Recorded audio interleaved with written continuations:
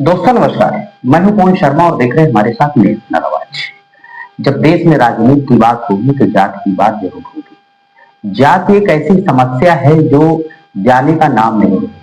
तमाम राजनीतिक दल जातिगत भावना में आकर के अपने वोट बैंक को बटोरने की कोशिश करते हैं। और जात को लेकर के हमारे देश में बहुत बड़ी कंट्रोवर्सी है कि बहुत सी जातियों को छूट माना जाता है।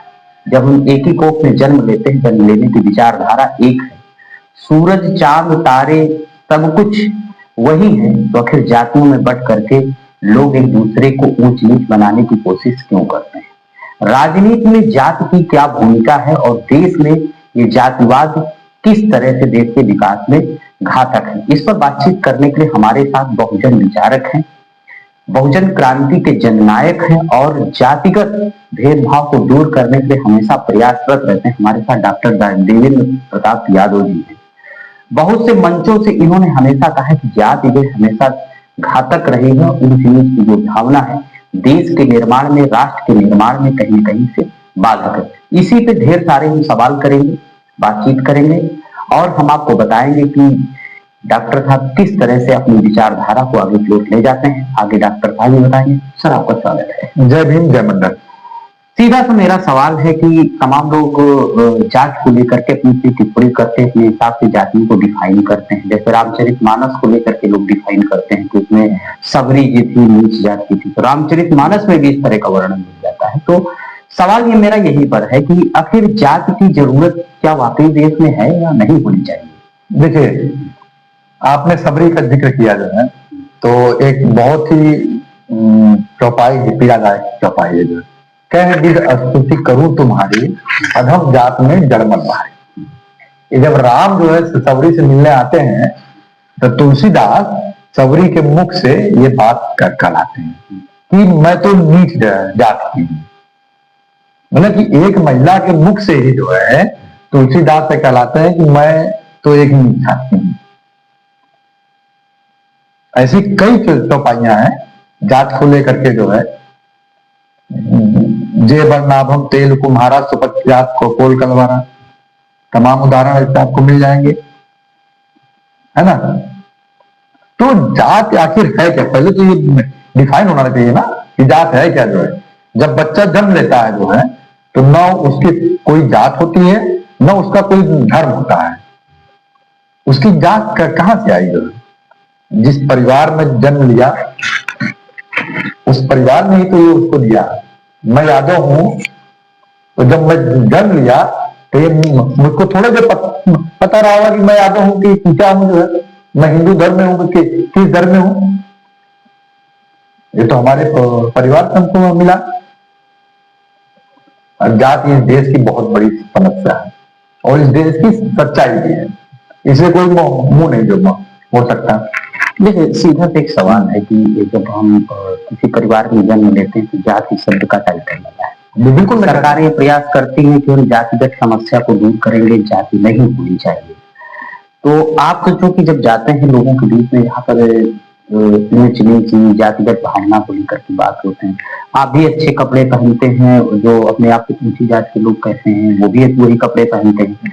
सवाल है कि ऐसा क्या डिफरेंसेस उनकी मानसिकता में पाया जाता है कि रहन सहन को लेकर के वो जातिगत मानने की कोशिश करते हैं या अपने वर्चस्व को बनाने की बात करते हैं? फिर ऐसा क्या आप देखते हैं वहां पर कि वो लोग क्या साबित करना चाहते हैं? देखिए, जो वर्ण व्यवस्था हमारे समाज में लाई गई थी, ब्राह्मण क्षत्रिय वैश्य शूद्र, ठीक है, वो इसीलिए लाई गई थी कि हमारा जो वर्चस्व है वो कायम रहे। जो मनुवादी सोच के लोग हैं, जो ब्राह्मणवादी सोच के लोग हैं जो है, वो इस व्यवस्था को आज भी कायम रखने का प्रयास करते हैं और तरह तरह से वो दिखाने का प्रयास किया जाता है। जैसे इटावा में अभी घटना हुई जो है, एक यादव कथावाचक का सर मुड़वा करके, चोटी कटवा करके ब्राह्मणी के मूत्र से उसको शुद्धिकरण किया गया। ठीक, काकोरी में अभी एक घटना हुई, पासी समाज के व्यक्ति को जो है पेशाब चटवाया गया। ठीक है, और 2023 अगस्त की बात है, मध्य प्रदेश में एक ब्राह्मण नाम के व्यक्ति ने जो है शुक्ला ब्राह्मण नाम के व्यक्ति ने एक आदिवासी पर पेशाब किया था। ये क्या है? ये जाति डिस्क्रिमिनेशन है ना, जो जाति नहीं है। ये ब्राह्मणवादी सोच के लोग हैं, ये दिखाने का प्रयास करते हैं कि तुम पहले भी अछूत थे और आज भी अछूत हो, और हम पहले भी वर्चस्ववादी थे और आज भी वर्चस्ववादी हैं। सीजीआई के ऊपर जूता फेंक करके मारा जाता है, तो इससे बड़ा तो कुछ हो ही नहीं सकता। भाई, चीफ जस्टिस ऑफ इंडिया ये कोई छोटा पद है? जो है सुप्रीम कोर्ट का मुख्य न्यायाधीश पूरे भारत का जो है कोई छोटा पद तो है नहीं। राष्ट्रपति को शपथ दिलाता है ये व्यक्ति जो है। इसमें एक सीधी बात है कि जब ये जातिगत बनी हुई तो मनुस्मृति रही होगी, मनुस्मृति को लोग संविधान मानते रहेंगे। उसमें तो स्पष्ट रूप से उसमें लिखा हुआ है कि जो जैसा कर्म करेगा उसी के अनुसार जो है हम किसी को बनाएंगे। जन्म से कोई जातिवादी नहीं, जन्म से कोई जातिवादी नहीं। तो सवाल है कि इसमें विकृति कहाँ से आ गई। और इस समय जैसे हम संविधान को देखते हैं तो संविधान में जैसे हमारे पास आईएएस लॉबी है, पीसीएस लॉबी है, मंत्री लॉबी है।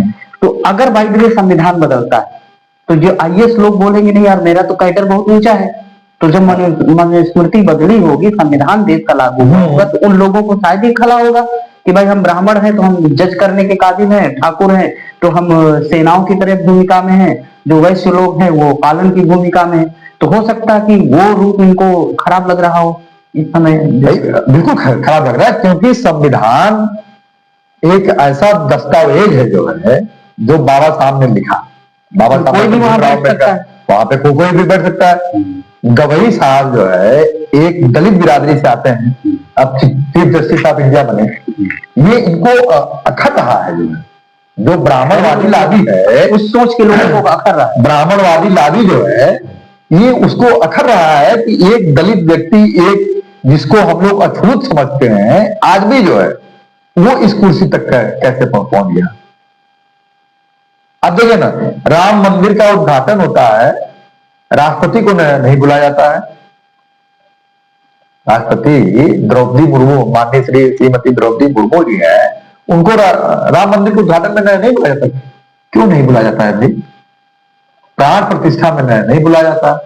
और वही मूर्ति जो है पत्थर ढुआई से लेकर के मूर्ति बनाने तक, स्थापित होने तक, वो मूर्ति अशुद्ध नहीं होती। उसी में दलित काम करते, अशुद्ध नहीं होती, वही थोपते रहते हैं। वही विश्वकर्मा काम करता है, वही यादव काम करता है, वही पासी का काम करता है, वही चमार बिरादरी जिसको हम डाटो भी करते हैं, वही काम करता है। तब मूर्ति अशुद्ध नहीं होती जो है।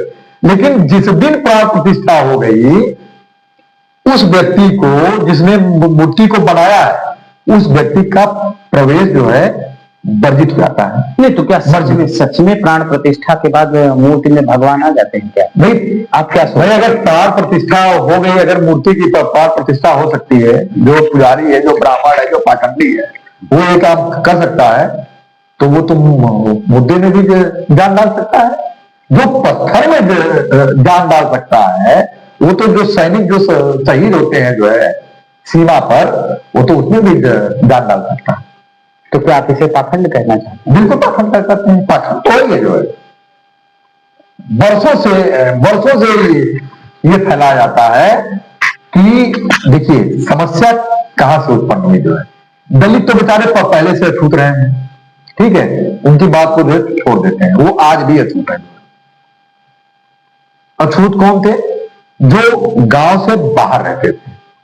अंतर सिर्फ इतना था कि जो ओबीसी के लोग थे, उनको गांव के अंदर रहने का जो है परिसर, वो था, परमिशन था। पहले बात पूरी है, परमिशन था, वो लोग गांव के अंदर रहते थे और दलित गांव के बाहर रहता था। अंतर इतना था जो है, क्यों रहता था व्यवहार। हाँ वही ना, मैं सवाल। आज अगर देखा जाए सवर्ण भी मांस खा रहा है, ठाकुर भी मांस खाता है, पंडित भी मांस खाता है, पूजा कर रहा है वो भी मांस खा रहा है, वही मांस खाता है, जो रामचरित मानस का पाठ कर रहा है वो भी मांस खाता है। खाता है। मैं जानता बहुत ऐसे लोग खा रहे हैं उस पे। बिल्कुल खा रहे हैं। पासी बिरादरी भी खा रहा है, एससी बिरादरी, चमार बिरादरी खा रहा है, सब खा रहा है, मांस खा रहा सब खा रहा है। तो सवाल इसमें छूत अछूत की भावना किस सिद्धांत पे बनाई गई? छूत अछूत की भावना ये इसीलिए क्यों बनाना चाह रहे हैं? इसीलिए बनाया गया कि हमारा तुम्हारे ऊपर जो है वर्चस्व का कायम है, हमारा तुम्हारे ऊपर एकाधिपत्य कायम रहे। देश की तमाम जो संस्थाएं हैं, देश की तमाम जो संस्थाएं हैं, उसके ऊपर ये अपना एकाधिपत्य कायम रखना चाहते हैं। आज की डेट में 90-10% का 90% आबादी पे कब्जा है जो है, और 90% का 5% का वो अधिकार है। तो सारा खेल वर्चस्व का है, सारा खेल जो है सत्ता में बने रहने का है।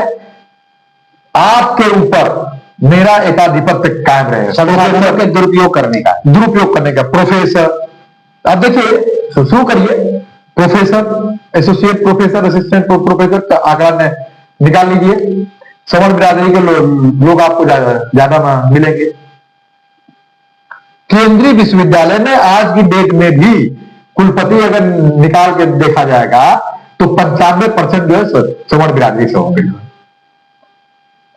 तो क्या सवर्ण के अंदर योग्यता ज्यादा होती है क्या? वही योग्यता नहीं, देखिए यहाँ तो योग्यता की बात नहीं, यहाँ तो योग्यता की बात नहीं है ना। बहुत शब्द से लिखा कहेंगे वो ठाकुर है, ब्राह्मण है, ठाकुर मान लेते हैं बहुत बड़ा बलिष्ठ आदमी होगा, तो अच्छी आदमी होगा, भले वो दारू पीता हो, शराब पीता हो। मेंटेलिटी को कैसे दूर करेंगे? ब्राह्मण के लिए इसको दूर कैसे करें? बता रहा हूँ, ब्राह्मण के लिए सभी शूद्र हैं। अच्छा, ब्राह्मण के लिए ठाकुर भी शूद्र है, वैश्य भी शूद्र। ब्राह्मण के लिए सभी जो नीचे हैं, सब शूद्र। प्रधानमंत्री भी नीचे, प्रधानमंत्री के किस उससे आते हैं, किस वो वर्ण में आते हैं, तो बनिया बताते हैं। तो ब्राह्मण के लिए तो वो भी जो शूद्र में है। फिर मंदिर पुजारी में तो क्यों बुला दिया? हाँ वही ना, लेकिन अब प्रधानमंत्री आरएसएस क्या है? तो क्या ब्राह्मण की दोहरी विचारधारा? बिल्कुल दोहरी विचारधारा, जिससे लाभ है जिससे लाभ है वो उसके लिए काम का, शूद्र होते हुए भी उसके लिए काम का है।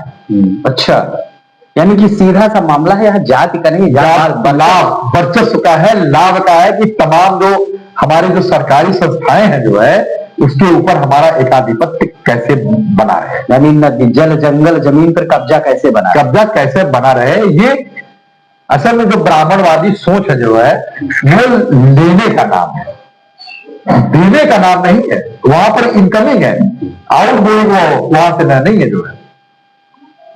तो आप सीधे से बताइए, इसके लिए जिम्मेदार ब्राह्मणवादी सोच को मानते हैं, ब्राह्मण को मानते हैं? देखिए, अगर पुराने दौर को देखा जाए, जिसको हम पुराणों का दौर कहते हैं, वेदों का दौर कहते हैं, उस समय तो वो ब्राह्मण ये सारे करता था जो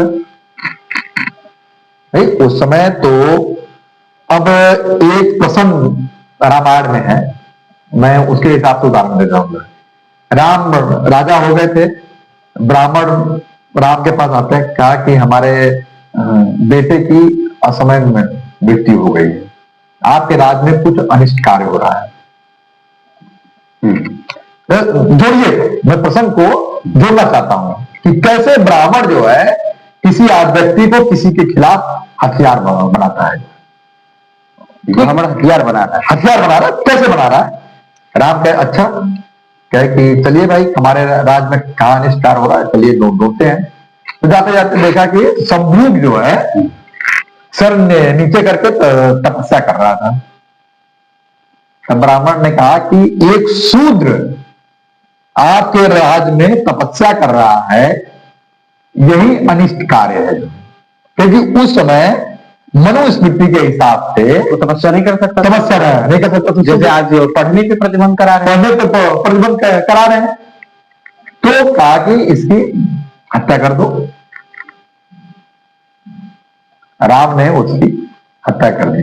ब्राह्मण चाहता तो ये काम में ब्राह्मण भी कर सकता था जो है, लेकिन उसने हथियार के किसको बनाया? ठाकुर को बना दिया, एक छत्री को बनाया हथियार जो है। तो उसके लिए तो सभी शूद्र है ना। इसका मतलब मोदी हथियार की तरह है ब्राह्मण के लिए? बिल्कुल हथियार की तरह है जो है। भाई आप देखिए, किसी को अगर आपको खत्म करना है, जो बड़ा आदमी है उसको भगवान बना दीजिए, खत्म हो जाएगा। अरे भगवान हो जाएगा। भगवान भाई, भगवान का मतलब क्या? मूर्ति लग जाएगी, उसकी पूजा होगी, उसका बाद उसका क्या है? काम क्या है जो है? भगवान का काम क्या है जो है? उसी के नाम पे बैठते रहो, बस उसी एक चल रहा है। नहीं, आज की डेट में बीजेपी को जो वोट मिलता है वो मोदी के नाम पे मिलता है। हमारे जो प्रधानमंत्री है, प्रधान सेवक है, उनके नाम पर वोट मिलता है। लेकिन हर चीज का एक अति होती है। आपने वोट की बात कर दी, थोड़ा पॉइंट हम बिहार दर्शकों के लिए हाँ। बिहार को लेकर के करिए। जी बिल्कुल। बिहार में तो आज चुनाव चल रहा है, दूसरे चरण बिल्कुल चल रहा है। कल ही दिल्ली में जो है बम विस्फोट हुआ है। सवाल है, गृह मंत्री से लेके प्रधानमंत्री मोदी तक सब बिजी हैं और चुनाव के दौरान दिल्ली में बम विस्फोट होना, दिल्ली में भी उनकी सरकार है, गृह मंत्री का पूरा उससे वहां के प्रशासन पे कब्जा है। तो इस तरह का विस्फोट कहीं सत्ता पक्ष के द्वारा प्लांटेड तो नहीं है, या कुछ देखिए, अराजक तत्व वाकई हो सकते हैं? नमक स्वादानुसार, विस्फोट आवश्यकता अनुसार। नमक स्वादानुसार, तो नमक स्वादानुसार जो विस्फोट आवश्यकता। सब्जी में तो नमक बनाने वाला डालता है। हाँ, तो ये भी तो चुनाव में तो एक सब्जी है, तो इसमें जो ये भी विस्फोट आवश्यकता अनुसार चुनाव कराने वाला, यानी जो चुनाव में अभी तो बाद में पता चलेगी। अब सबसे बड़ी बात तो ये है कि जो विस्फोटक है वो आया कहां से भाई? दिल्ली में सरकार आपकी, केंद्र में सरकार आपकी, जो गृह मंत्री है वो बीजेपी का, रक्षा मंत्री बीजेपी का, सब कुछ इनके हाथ में है भाई। पुलवामा से लेकर के पहलगाम सब हो गया, अंत में ये दिल्ली आ गया। तो अब इसके नाम पर वोट मांगा जाएगा। एक्चुअली में समस्या क्या है, 27 में इलेक्शन आने वाला है उत्तर प्रदेश का, उसी नींव रखी, और 29 में लोकसभा का। अब मुझे तो शक है कि ये कहीं उस चुनाव की नींव तो नहीं रखी जा रही है। हो सकता है, तमाम सवाल है, दर्शक अभी बिल्कुल कई सवालों प्रश्न है जिनके उत्तर भी केंद्र सरकार ने नहीं दिया, मोदी सरकार ने नहीं दिया। आज बिहार में वोटिंग है और उसके बाद भी बहुत बम्पर वोटिंग हो रही है जो है। और बिहार की जनता क्या इस बम ब्लास्ट को नजरअंदाज करके वोट करेगी कि नहीं करेगी? वैसे तो मैं इस इंटरव्यू के माध्यम से, क्योंकि अभी पब्लिश होगा, तो मैं बिहार की जनता से साफ ये कहना चाह रहा हूँ कि वोटिंग आप मूल मुद्दों पे ही करिए। सीधा सा मूल मुद्दा है कि समानता कैसे हो, सबको बराबर अधिकार कैसे मिले। इंटरव्यू का सिलसिला वही रहेगा, डॉक्टर साहब को हम दूसरे डायरेक्शन की ओर नहीं ले जाएंगे, लेकिन उसी क्वेश्चन पे करेंगे कि अब, क्योंकि अब ये तो हो ही रहा है, चारों तरफ असमानता छूट की भावना तो फैली हुई, जड़ों तक फैली, बिल्कुल फैली हुई है। अब अपने लोगों को आप कैसे निकालने का प्रयास करेंगे? सवाल है कि वो तो भाई धर्म के नाम पर, आडंबर के नाम पर बस मस्था देते जा रहे हैं, दाद देते जा रहे हैं। देखिए, दो तरह की समस्या होती है, एक अल्पकालिक समस्या होती है, एक दीर्घकालिक समस्या। ये तो जड़ों की समस्या है। देखिए, जो जातिवाद है ये दीर्घकालिक समस्या है, ये एक दिन में समाज में नहीं हो सकती है।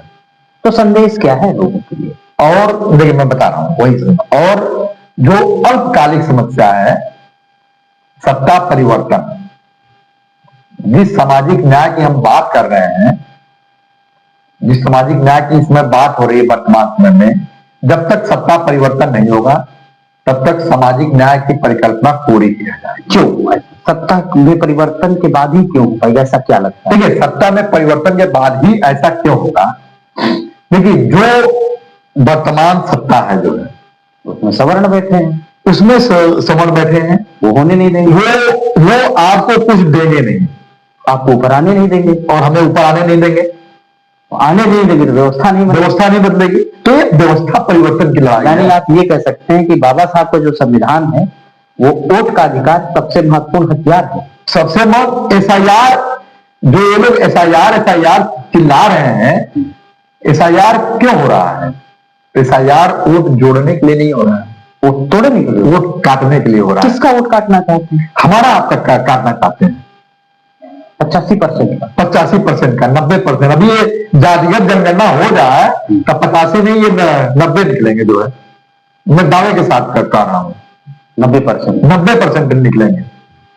ये SIR वोट काटने के लिए हो रहा है।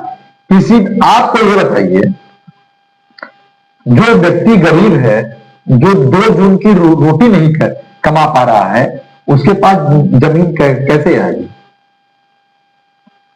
जिसका जन्म 2004 के बाद हुआ है, 2003 या 2004 के बाद हुआ है, उसे कागज मांगे जा रहे हैं। आधार कार्ड को इनवैलिड कर दिया गया था बिहार में।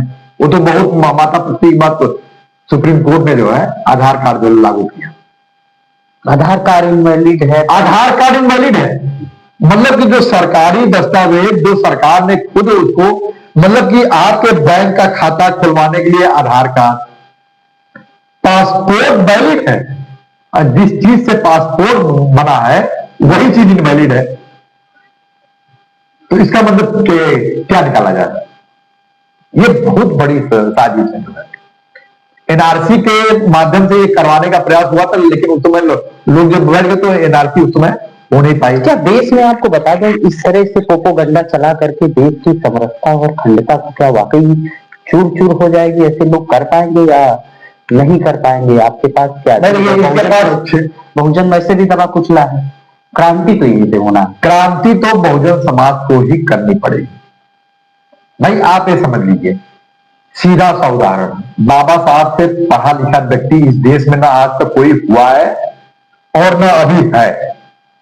अब कैसे भारत भाग्य विधाता कह सकते हैं आप उनको? तो भारत भाग्य विधाता तो है। तो जब उनके साथ अछूतों जैसा व्यवहार करता है, लोग फाइल खींच के मार सकते हैं, पानी कुल्हड़ में दे सकते हैं पानी, तो बाकी की तो बाकी जो छोड़ दीजिए ना। क्या आज की स्थिति में भी ऐसा चल रहा है? अब बिल्कुल है। जब पेशाब कर दिया जाए, अभी भिंड में हुआ है जो है, अभी 10-15 दिन पहले उन्नाव की घटना आपको याद है कि नहीं? अभी जो हाल में घटी 20 अक्टूबर के आसपास की जो क्या घटना? एक ब्राह्मण परिवार का कुत्ता था, उसको एक यादव परिवार के लड़के ने 17 साल के डांट दिया, कुत्ते को डांट दिया, गाली दे दी, उसको मार दिया गया जो है। हम लोग उसमें गए थे जो है। तो कुत्ते को गाली देने पर मार, यानी कि अब तो कुत्ते की भी जांच होने लगी। यानी ब्राह्मण का कुत्ता है, तो ब्राह्मण हो गया, तो वो ब्राह्मण हो गया। ब्राह्मण की सूद होगी तो होगी, तो होगी, बिल्कुल कुछ नहीं हो जाएगी, कुछ नहीं हो जाएगी। अब इससे तो यही जो है निकल के सामने आ रहा है। कमाल है भाई, इससे तो यही निकल के सामने आ रहा है। ढोल गवार फूल पगवारी पेट्रोल ताड़ना के अधिकारी, इससे तो यही दिख रहा है कि यानी जानवर अगर ब्राह्मण के घर है तो ब्राह्मण हो गया, टाइटल बन गया। अब बिल्कुल टाइटल बन गया, जात बन गई है। सब कुछ सामाजिक न्याय को रोकने का प्रयास किया जा रहा है। आप अपने आप को सर्वश्रेष्ठ घोषित कर दे, जो शूद्र सर्वश्रेष्ठ है, ब्राह्मण को आप दूसरे कैटेगरी में कर दीजिए। ये पॉइंट की बात है भाई। आप उनको सर्वश्रेष्ठ क्यों मानते हैं? आप क्यों मानते हैं? शूद्र है कह दीजिए, सर्वश्रेष्ठ है, सर्वज्ञानी है। देखिए भाई, जब विश्वकर्मा कम्युनिटी की बात होती तो लोग कहते हैं भाई कुर्सी उनकी बनाई, मेज उनका, घर उनका बनाया, थूका, खाया, लैट्रिन किया, बाथरूम किया, इसमें रहने वाला कैसे सर्वश्रेष्ठ हो सकता है? सही बात है। जब हमने बनाया, कपड़ा मैंने सिला, जूता चप्पल हमने बनाए, तो पहनने वाला सर्वश्रेष्ठ कैसे हो सकता है? तुम उसको पहन रहे हो जो है। हाँ, तुम गुलाम हो मेरे। हम नहीं, देखिए कितनी मजे की बात है। हम तुम्हें अगर जूता देंगे तो हम नीच रहेंगे, तभी ना तो तुम पहनोगे। इसका मतलब तुम मेरे जो यानी कि तुम मेरे अंदर हो गए। हाँ, तुम मेरे गुलाम हो। ये क्यों नहीं साबित कर पा रहे लोग कि मेरे ही बनाए हुए जूते पहनने वाला? एक्चुअली में लोग कहते हैं कि चमार बिरादरी लोग जूते बनाते, मोची बना रहे। तो अगर वो जूते बना रहा है और जूते बनाने के बाद कोई ब्राह्मण खरीदता, तो ब्राह्मण तो उसकी नजरों में नीच हो गया, क्योंकि वो तो यूजर हो गया, क्योंकि उसका छुआ हुआ पहन रहा है, उसका छुआ हुआ पहन रहा है। हाँ। और ये बना रहा है तो ये तो क्रिएटर हो गया। तो क्रिएटर तो गॉड की श्रेणी, गॉड की श्रेणी में। ये असल में वो भाई हमने कहा ना, जिस चीज से इनको लाभ है उसके लिए ये चमार को भी छू सकते हैं, ये धोबी पासी को भी छू सकते हैं।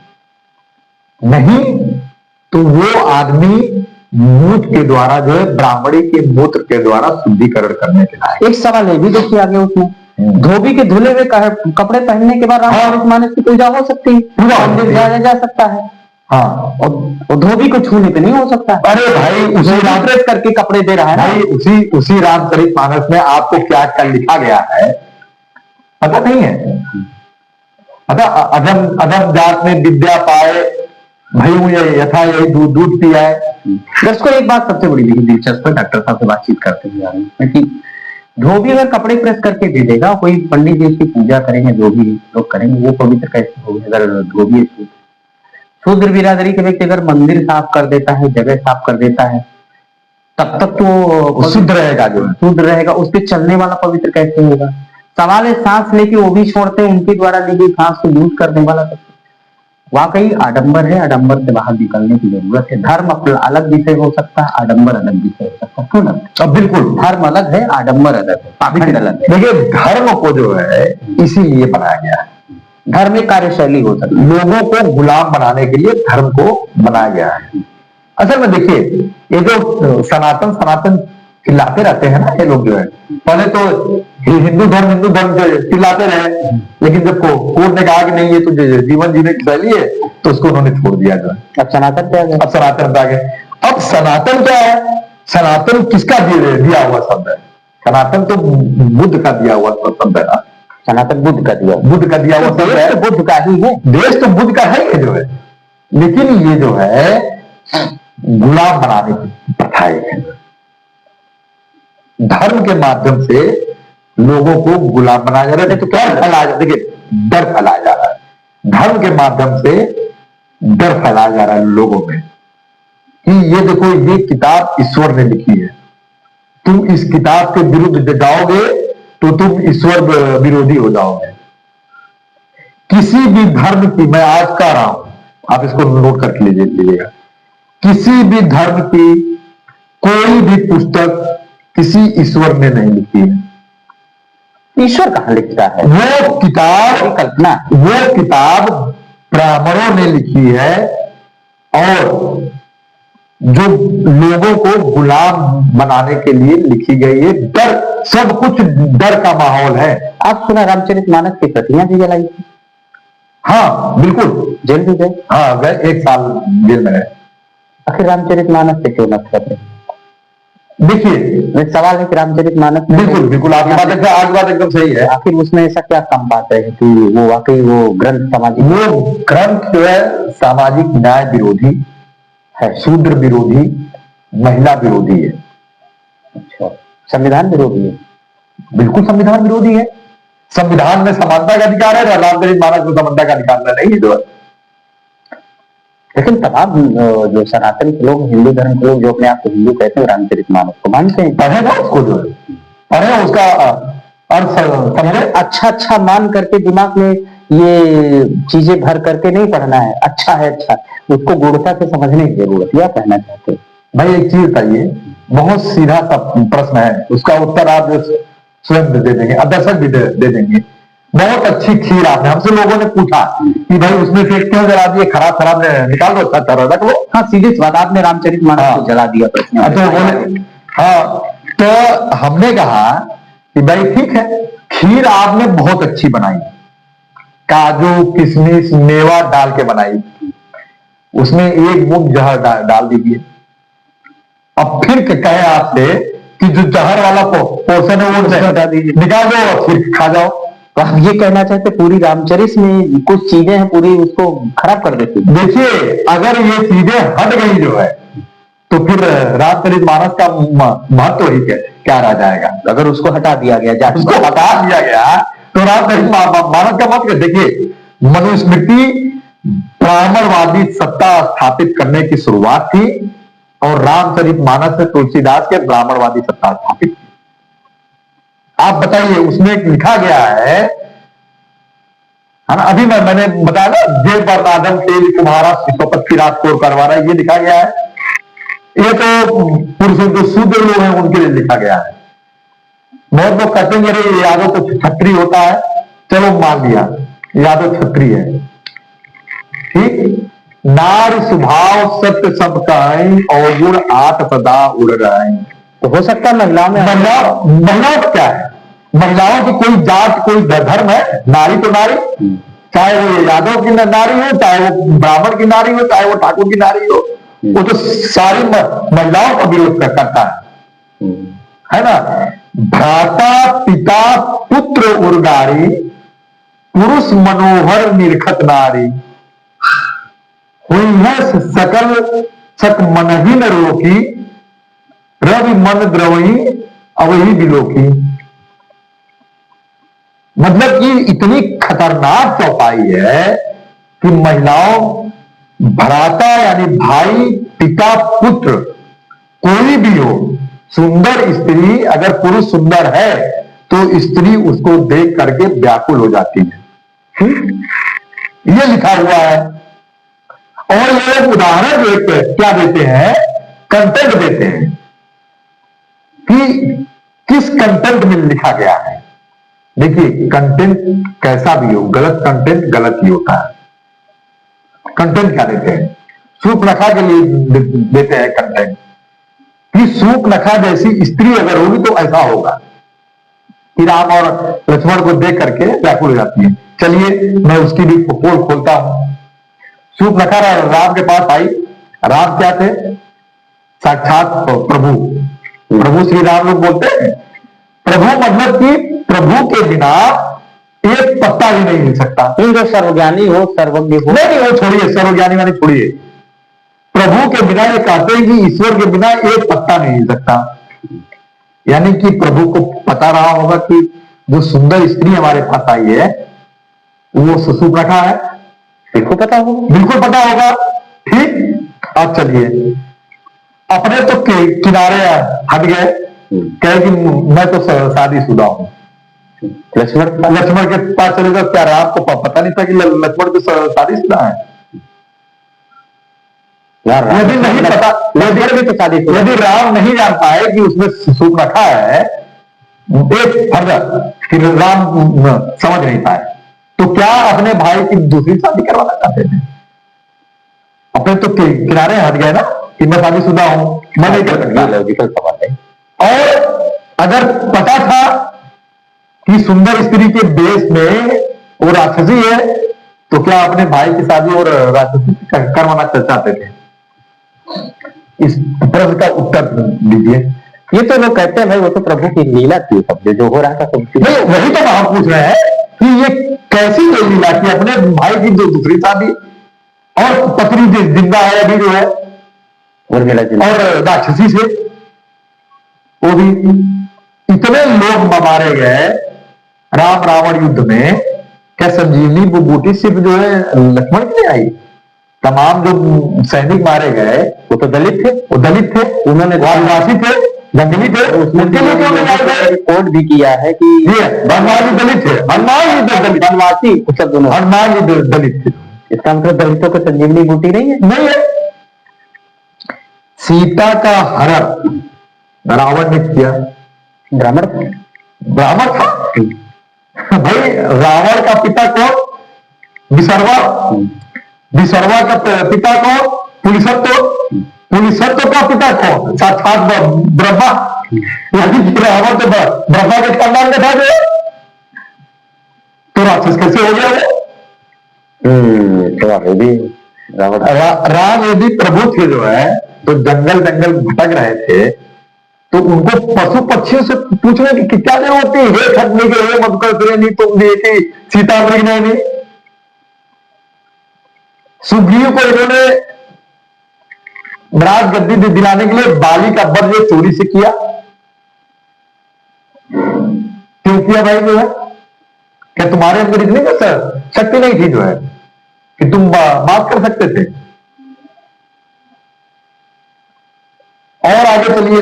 अब सबसे बड़ा सवाल देखिए, एक मिनट, सबसे बड़ा एक प्रसंग हो, जब समुद्र के ऊपर जो है, देखिए कैसे ब्राह्मण जो है, पापी ब्राह्मण भी प्रिय है जो है,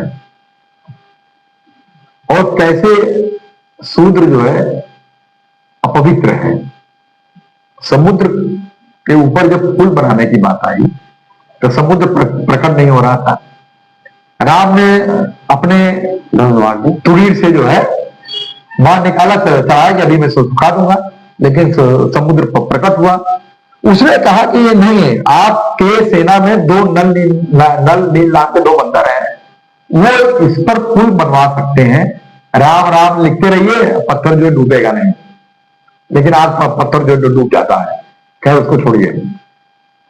तो अब राम कहे कि भाई अब तो बाढ़ निकल गया है, हवा पत्थर रहा नहीं, अब बाढ़ निकल गया है, अब ये तो चलेगा जरूर। तो कहा कि मेरे उत्तर में ध्रुव कुल नाम की जगह है जहां पर पापी अहीर लोग रहते हैं। अहीर मतलब यादव पापी है, लेकिन समुद्र लंका से जुड़ा हुआ, लंका का राजा रावण इधर के उत्तरवार तीर कर देते, यानी कि समुद्र को पापी रावण का स्पर्श मंजूर है, लेकिन अहीरों का स्पर्श मंजूर नहीं है। अही हमारे जल को अशुद्ध कर रहे हैं। अरे गाय गोबर करते होंगे उसमें, क्या बात करते हैं भाई, नदियों में गोबर जाता है, गलत बात है ये भाई। समुद्र देव जो है, तो ये इतने सब प्रसंग है जो है ये इसीलिए है। कह भी तो स्तुति करूं तुम्हारी, अधम जात में जलमत मारी है, तो सबरी का थाई जो है। एक क्वेश्चन होना, हम लोग वर्तमान राजनीति से राष्ट्रहित मानस से पहुंचे, तमाम उनके प्रसंगों पर खंडन डॉक्टर साहब ने किया और जो सोचने को मजबूर करते हैं। शायद बहुजन को ये सोचना है, और बात यहाँ किसी ग्रंथ की विरोध की नहीं है, बात यहाँ पर सच और उससे तर्कसंगत ब्राह्मणवादी व्यवस्था की विरोध डॉक्टर साहब ने किया। और सीधा सा एक लास्ट क्वेश्चन हम आपसे करेंगे, कैसे जात से बाहर आया जा सकता है?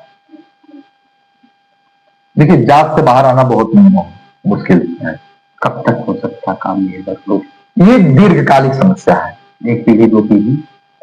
अब इसका तो मैं कोई अंदाजा नहीं, सत्ता बदलेगी तो बदल सकता है, तब भी नहीं बदलेगा, तब भी नहीं बदलेगा। ऐसा एक्चुअली ऐसा देश में कोई सिस्टम हो सकता है जिससे जात को बिल्कुल हटाया जा सके, जाति खत्म कर? अब बिल्कुल नहीं।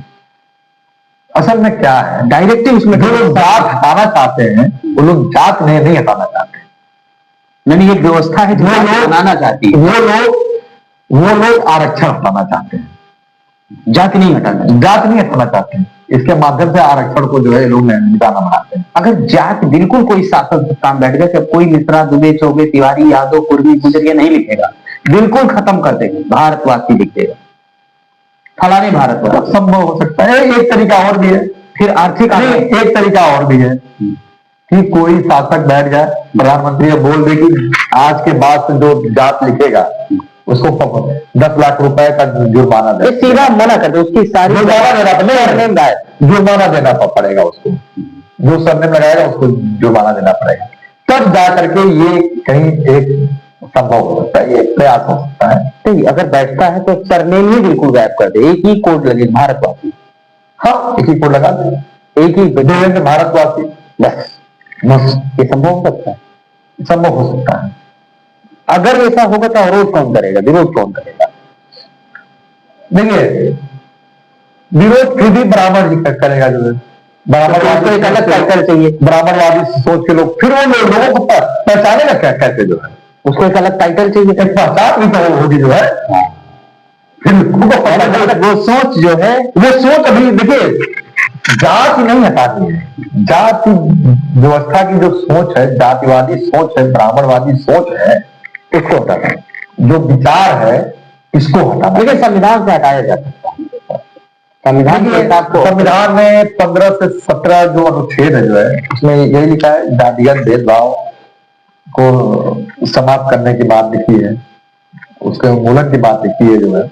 लेकिन संविधान में तो बहुत कुछ लिखा हुआ है। संविधान मानता कौन है? संविधान को तो मानता कौन है भाई? आप बताइए ना। जो नहीं, बहुत से लोग मानते, हम सिर्फ संविधान को पढ़ते हैं, मानते नहीं। कभी लोग मान नहीं पाते, कभी हमारे अंदर भी है, कभी अपने अंदर भी है। संविधान का धारण नहीं कर पा रहे हम लोग, बिल्कुल आत्मार्पित नहीं कर पा रहे, जो है ना, अंगीकृत, आत्मार्पित और अधिनियमित नहीं, ये तीनों शब्द अभी तक हमने किया नहीं है, जो है। लेकिन ब्राह्मण ने इसको किया है, जो है उसने किया। कैसे किया है? उसने संविधान को पढ़ा और जो उसमें काफी चीज थी उसको निकाल करके आज प्रोफेसर बन गया। खैर हम लोग भी प्रोफेसर बन गए, डॉक्टर बन गए, इंजीनियर बन गए, लेकिन वो फिर है ना, वो अब जब देख रहा है कि अरे ये तो बन गए, अब इसको ऐसी व्यवस्था करो कि ये लोग प्रोफेसर तक न पहुंच पाए, आगे के लोग आगे के लोग ना पहुंच पाए। अच्छा डॉक्टर साहब धन्यवाद समय देने के लिए। जय पेरियार, जय भीम, जय मंडल। हाँ एक क्वेश्चन देखिए उठा गया, आप लोग जिंदा पेरियार के नाम से जानते हैं। हाँ, ये एक्चुअली में क्या है जो है कि जब मैं जेल से बाहर आया जो है, तो लोगों ने कहा, समाज के लोगों ने कहा कि भाई आप जो है पेरियार के वाहक हैं। रामस्वरूप वर्मा ने ये काम किया था, पेरियार ललई सिंह, और साउथ के पेरियार ईवी रामास्वामी, इन्होंने ये काम किया था, तो आप इसके वाहक हैं जो है। और हमें, समाज को हमसे बड़ी उम्मीद भी है। मेरे ऊपर जो जेल से आने के बाद मेरे कंधों पे बोझ जो ज्यादा जो बढ़ गया है। पहले तो इतना बोझ नहीं था जो है, लेकिन अब बोझ देखिए, समाज की जब नींवें बढ़ जाती हैं तो बोझ बढ़ जाता तो बोझ बढ़ जाता है। बिल्कुल आप उस बोझ को और मुझे इस बोझ को उठाने में आनंद भी मिल रहा है। बिल्कुल इस बोझ को उठाइए और लोगों की सेवा करिए और बहुजनों को जागरूक करते रहिए अपने हक और अधिकार के लिए। उनको हमेशा उनके अंदर देश से पाखंड को मिटाना मेरा पहला कर्तव्य है। तो आप देख रहे थे डॉक्टर देवेंद्र प्रताप यादव की बातचीत कर रहे थे और तमाम लोग प्रभावित है, क्योंकि देश में जब तक समानता नहीं होगी, एकता नहीं होगी, तब तक देश की अखंडता को खतरा बना रहेगा, क्योंकि जातिवाद सबसे बड़ी समस्या है। सवालों के बाद देश में राजनीति में जात के साथ लेकर के धर्म में जो धर्म ग्रंथ है उसमें किस तरह से जाति को वर्णन किया, तो उसका उन्होंने बाखूबी से खंडन भी किया और अपने तर्कों बातों से आपके समक्ष रखा। आप क्या सोचते हैं इन तर्कों को लेकर के, बिल्कुल कमेंट करके बताइएगा और फिर हम नई शख्सियत से मुलाकात कराएंगे। तब तक के लिए नमस्कार, जय हिंद। जय भीम, जय मंडल, जय पेरियार।